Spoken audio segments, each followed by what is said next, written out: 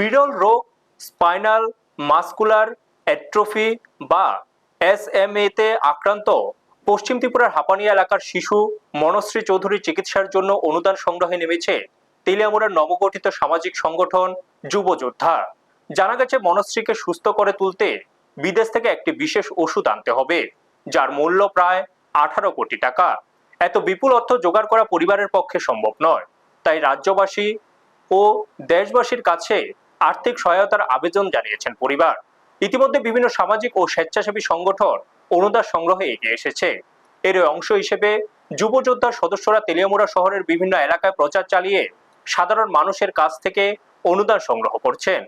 আবেদনপত্র ও অনুদান বাক্স নিয়ে তারা পথচারী, ব্যবসায়ী ও বিভিন্ন প্রতিষ্ঠানে গিয়ে সহযোগিতার আবেদন জানান।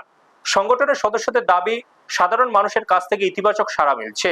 তাদের বিশ্বাস, সমাজের সবার সামর্থ্য অনুযায়ী এগিয়ে এলে মনশ্রীর চিকিৎসার জন্য প্রয়োজনীয় অর্থ সংগ্রহ করা সম্ভব হবে। সংস্থার পক্ষ থেকে মানবিক দৃষ্টিভঙ্গি নিয়ে সকলের কাছে শিশুটির চিকিৎসার সহায়তার আবেদন জানানো হয়। ব্যুরো রিপোর্ট, নিউজ তৎকাল 24। অবগত আছেন, আমাদের ত্রিপুরা রাজ্যে একটা ছোট্ট বোন মনুশ্রী, ওনার একটি রোগ হয়েছে SM1।